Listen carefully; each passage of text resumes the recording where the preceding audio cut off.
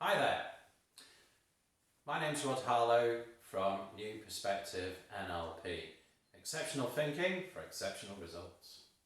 So, this is the second in a series of videos I've devised to help us live our lives a little better during these uncertain times. So, this one I'm going to do is something I think you're going to find really useful. And this is for principally parents who are being teachers. If that's one of you, how's it going? So, would you find it useful to be able to learn a technique you can use with your students or pupils to help their concentration? Would you find it of value to learn a technique which would improve focus? Or calm? Would it be of value to you to learn a technique which will make your students be open to learning? And not only open to learning, but also to get easy recall. And it's called being in the right state for learning. Okay, so for ease of a title, I'm going to call this the ninja state. The reason for that is that a lot of people in martial arts use this technique. We use it in NLP to improve our learning when we are delivering, for example, NLP training. The students, when they are learning NLP, will be trained in this technique to make the best use of their learning. So in some ways, this learning is all about opening up your mind to receive the learning and then cementing it in. And then being able to recall it easily when it's needed to. So this is the ninja state. And this works on using our eyes. So I don't know if you've heard of this phrase, but this is called foveal. And foveal is when we focus on something right in front of us. Now the other gaze we use is called peripheral, and peripheral is when we look much more widely. So let's start with foveal. First thing to do then is focus on a point or an object.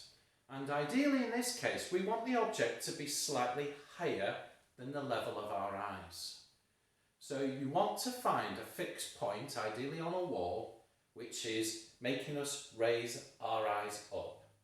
Not right at the ceiling, but just up about 45 to 50 degrees. So we've got to raise our eyes. And that object needs to be fixed. So just for the ease of this demonstration, I'm going to use my fingers like this. So what we want to do is focus on our object, which is slightly raised, and really notice the detail. Really notice the detail. And then, as we are getting used to noticing the detail, we're going to start to relax our eyes and take in more of the peripheral view. So in this case, it will be more of the wall. So what I'm doing is I'm keeping my gaze on the focal point in front of me, that fixed point, but now I'm also noticing my two fingers either side, the wider gaze. Now that part, right now, is a bit blurred, and that's perfectly fine, because my gaze is directly on that fixed point, and that's where I've got the detail. But I've opened my peripheral vision right now. And then I want to take in more of that front wall, whilst focusing on that one point. And now I've still got these two fingers in my peripheral vision, but I won't know they're fingers anymore. They're just objects. And they might have just be a blurry colour. But of course, I'm not just noticing from a visual point of view. I've started to increase my awareness. And I'm actually starting to increase my awareness in terms of what I'm hearing and in terms of what I'm feeling. And that's just the first 180 degrees of this. So I can feel a gradual opening as I focus still on that fixed point on the wall. My eyes are blinking all the way through this and it's perfectly comfortable for me. So I'm going to continue to do that. And then I'm going to widen it as well even more as I get better at it. So I can start moving down the walls of the room, for example, and then I've got about half of the room within my peripheral vision whilst focusing just on that fixed object. Fixed object is really detailed and that's where my foveal gaze is. My peripheral though is taking everything up to this point. And that's the first stage for you. So you can do that with your students. And as you get better at it, you can carry on going past yourself. And the key thing here is start to use and open up your awareness of what's in the room behind you while still focusing on what's in front of you.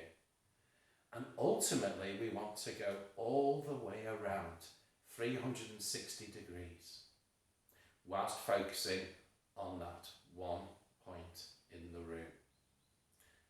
And then ultimately, when you get really good at this, we want to imagine we are looking down from the top left-hand corner of the room behind me, and we're looking at the back of our heads, looking forwards at the detail that we're looking at. And just think how we feel right now. We're going to feel calm, we're going to be relaxed, we can feel our breathing be nice and even. Perhaps our thoughts have just managed to come to a standpoint and we're feeling really, really open and aware. And then I'm going to bring my gaze down to wherever the normal level is. And I'm feeling open and ready to receive information. So that's the ninja state. Have a go, learn the technique and learn it with your ninja students or pupils and see how you get on. This is really a good way to get into the best possible state for learning. And not only is it to get into that state for learning, for information to come into our heads, but also we can get into this state to recall that information both easily and effortlessly.